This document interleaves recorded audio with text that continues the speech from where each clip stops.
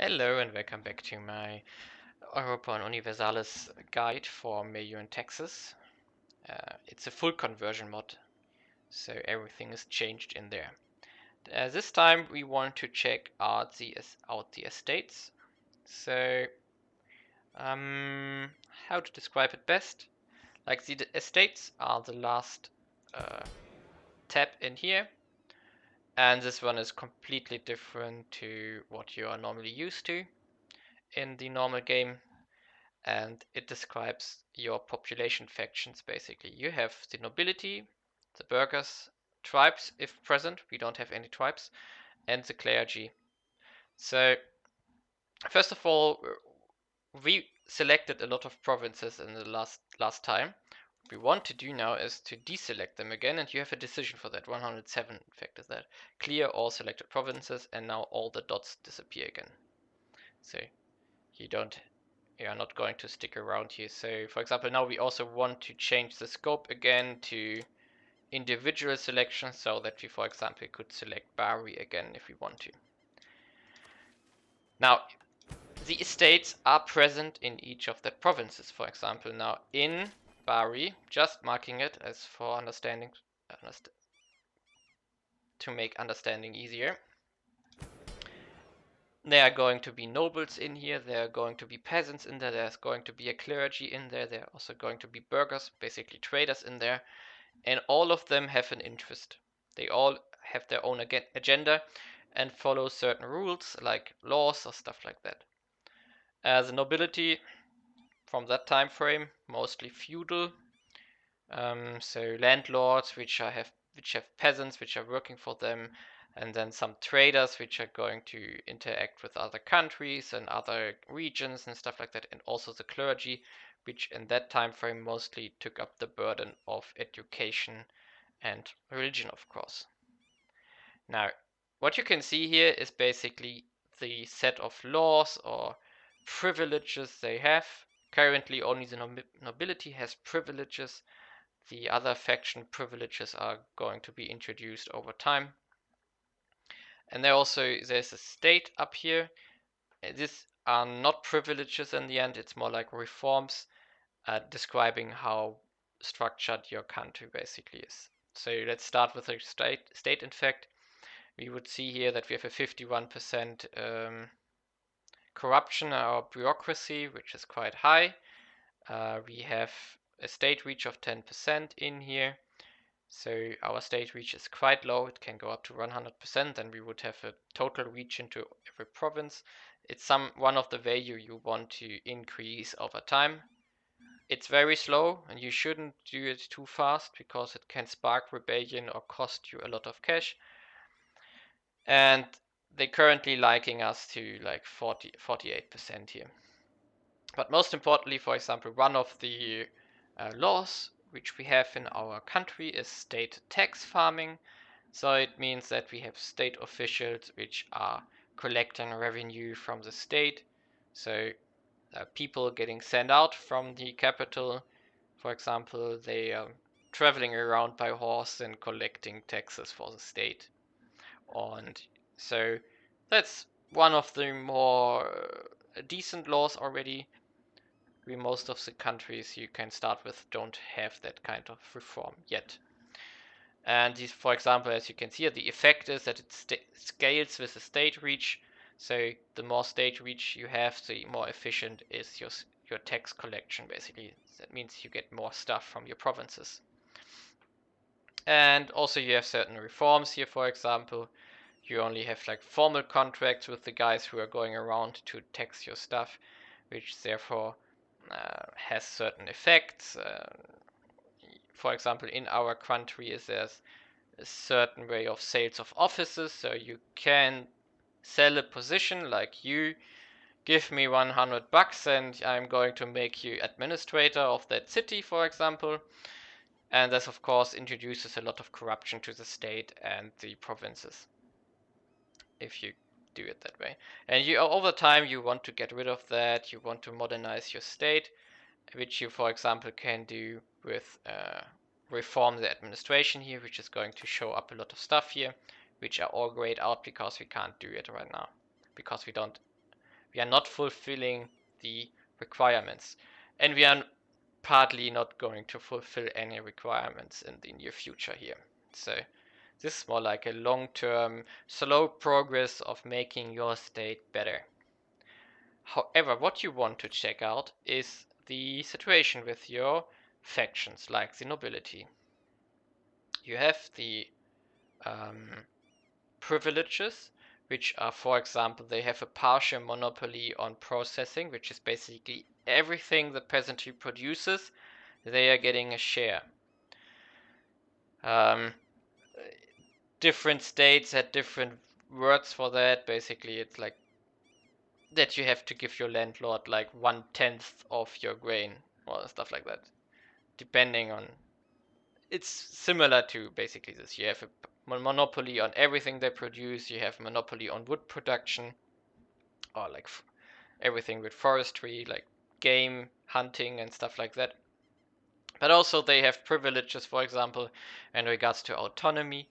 So if they have like a large farm estate, they have their own rights on their land, for example. So they have autonomy, they have rules, they have privileges here which you have to get rid of. So for example, you could try to review that reform and then revoke it.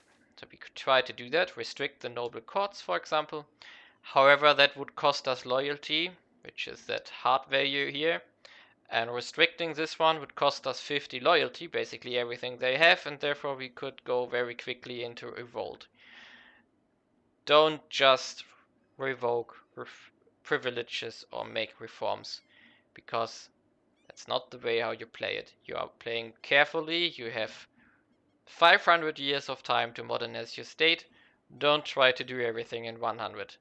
You don't have the administration points for that and diplomatic points for that, because you also need to do technologies and stuff like that. You want to play the long game, and you want to check and always think about what do you want to reform and what maybe can you skip, or like what can you delay maybe even. Then also they have their own laws, like the nobility is a rural governance type. So on their land they have their own rules. All the peasants are going to share and give the profits to their landlords and stuff like that. You also want to reform this, and you can interact with them by the arrow up or arrow down. Arrow up would be reforming into a better direction, therefore, for example, getting away from this kind of feudal system. Naples is pretty modern, so not every state is starting with this one. It's already quite decent. But also has, for example, reforms for the army. So this army here is levied. So you are basically depending completely with your military on the loyalty of your nobility. Because the state tells the noble lord, give me your soldiers, we need to go to war. And if the noble lord says, screw you, I don't like you, then you would get less soldiers or none at all. And you want, of course, to get away from there, to go to like modern conscription type of army building. But these kind need reforms. So, for example, our military service here in the State Department is devolved, so we are not doing any kind of direct army services. Instead, we are completely relying on our estates here, the nobles in this case. Very dangerous, because if you screw with them, if they don't like you, you are not going to get any soldiers, and therefore you could get invaded quite easily, because your 14k people that we have here as an army won't be there, because we are not going to get any manpower anymore, and we are not going to get force limit from them, because we are depending on the nobles to provide their armies.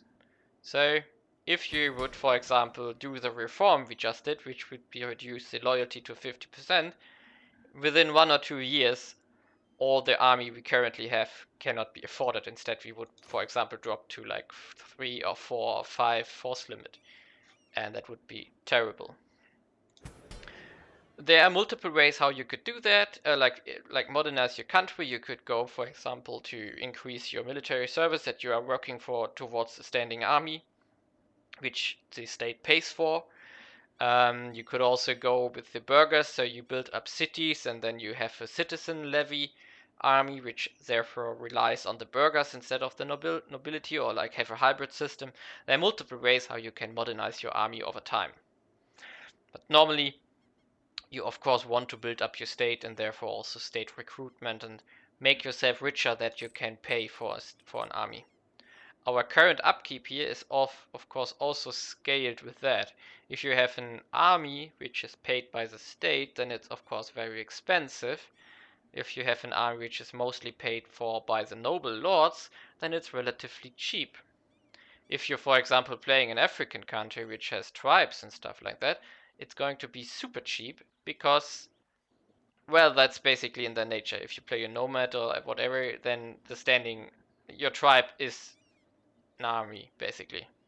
So you have a lot of force limit there and you can do a lot of stuff, but you still need to modernize over time and get rid from the tribe system. Yeah, so what can you do to influence the nobility? For example, you can support them, you can leverage them. Leverage also costs you loyalty, but supporting them will give you loyalty.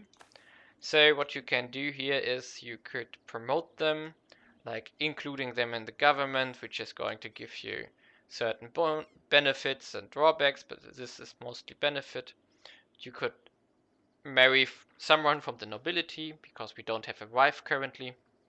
So our king doesn't have a wife, so you could get a consort from one of our nobles, which would get us also nobility loyalty, but also power gain. So they are going to get stronger over time, which is the lowest value here, 75%, which means not that they own 75% of your country.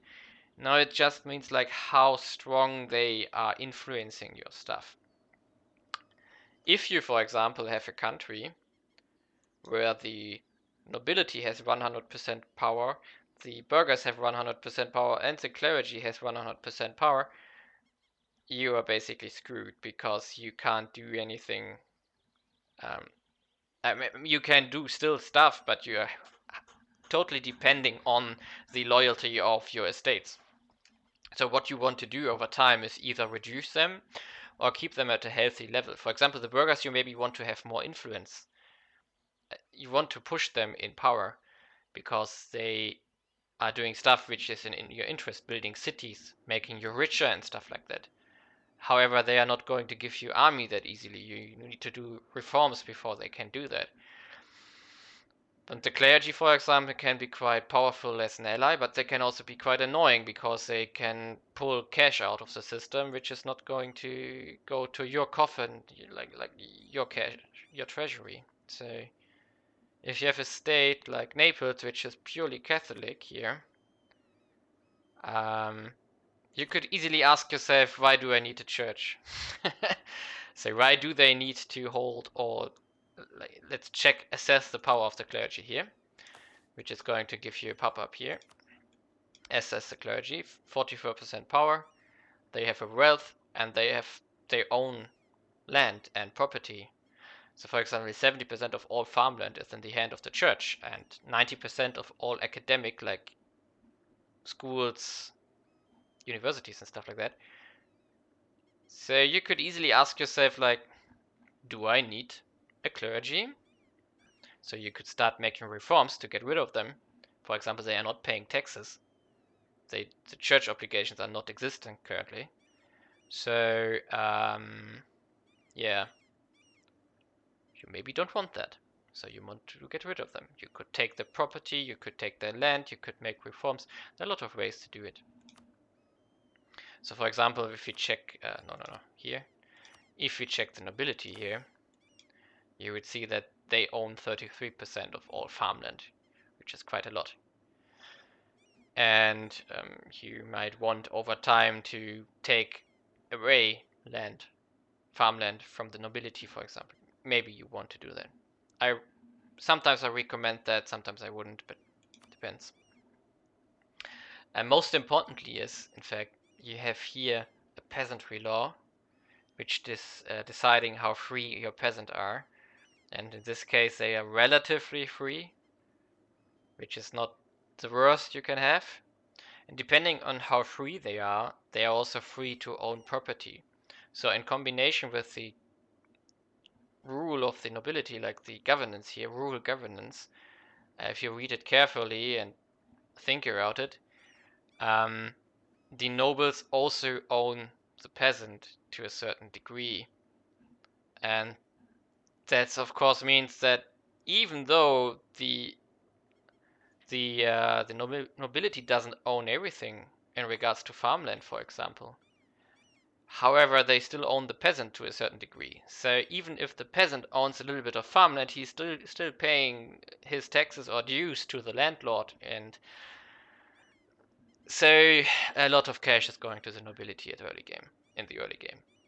Basically all the money is going to the nobility in most cases. There are only a handful of countries where the burghers are rich, like Venice, for example, as a trade republic. There are some countries which have a very strong clergy, therefore they own a lot of stuff, but in most cases, the nobility owns literally everything. And you have to be very careful what to do with your nobility, because annoying too much, you don't have an army, you don't get cash. So very careful to do. Always get the loyalty in the values between 50 to 65% or higher, because else you are going to run into problems quite quickly. Yeah, that's I think the most important information about the estates here. If you want, for example, to check some information, you can interact here. For example, let's check out the bureaucracy and stability, which is going to give you some information about how much money you are making, how much land and property your state owns. So it's quite low. We are owning a lot of forest, but that's all. So it's not great at start. It gets better over time when you start taking stuff from people. For example, we could go here and leverage the elite, the nobility here, and we could expropriate their land. So we could go here, prepare reform, we could say, okay, give us resources, so farmland, 10, like let's say 50%, that's the maximum you can take, and prepare the reform in every province we own. That would be 236 farmland, which we are going to take from the nobility.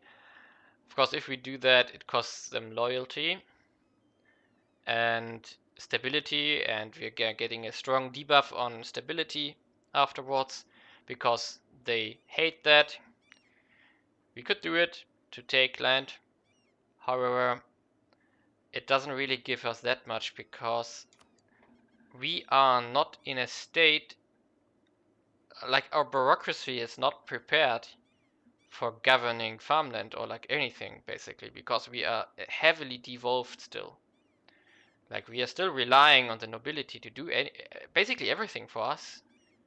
Like we are saying, like, you landlord, you take care of the peasants and make money and give me a bit from that. We don't want to govern everything on our own. We don't want to govern contracts with peasants which are owning land and stuff like that. It's not working like that yet. But we want to get into that direction. Therefore, we need to increase our state reach. We need to increase our reforms. We need to make a modern society to be able to hold state-owned land and properly govern it, because it will cost us if we try to do that and we don't have the bureaucracy for that. Which is bringing us to one of the more interesting overlays here. So the decision 105, the delegate tax code, it basically tells you how much we are investing into taxes.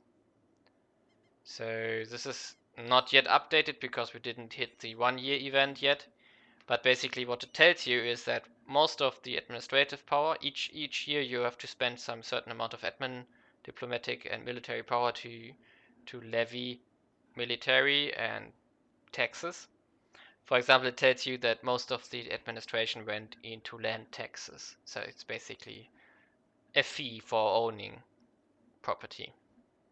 And also from a diplomatic side, you are requesting obligations like rents from buildings on state property, and also like noble dues, basically that the nobility is paying us a share amount or a fair amount of their income.